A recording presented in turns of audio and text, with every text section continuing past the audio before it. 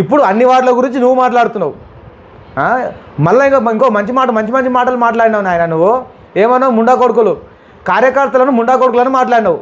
అంటే నియమడి తిరిగిన కార్యకర్తలను అంటున్నావా, మరి మిగతా కార్యకర్తలు అంటున్నావా?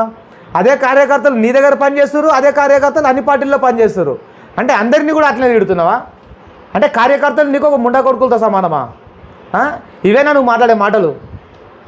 అసలు మాట్లాడే కొంచెమైనా ఇంగితం ఉండి మాట్లాడుతున్నావా? అంటే నిన్నటిదాకా ఒకలాగా ఇప్పుడు ఒకలాగనా? రేపు రాబోయే రోజుల్లో నీకు బుద్ధి చెప్తారని కూడా ఈ సభాముఖంగా తెలియజేస్తున్నా. ఇంకో విషయం ఏంటంటే, మన బొల్లారం బీఆర్ఎస్ నాయకులు ఏం చేసిర్రంటే, వెంకట్రామరెడ్డి గారు వచ్చి కోట్లు గుమ్మరించిపోయిండు. ఈడ ఓటుకి 4,000 5,000 చొప్పున పంచమని ఇచ్చిపోయాడు. కానీ ఈయన వంచింది మాత్రం 500. ఆ డబ్బులు వంచినా కూడా ఆ డబ్బులతో పాటు మందుతో పాటు విచ్చలవిడిగా దొంగ ఓట్లు, దాంతోపాటు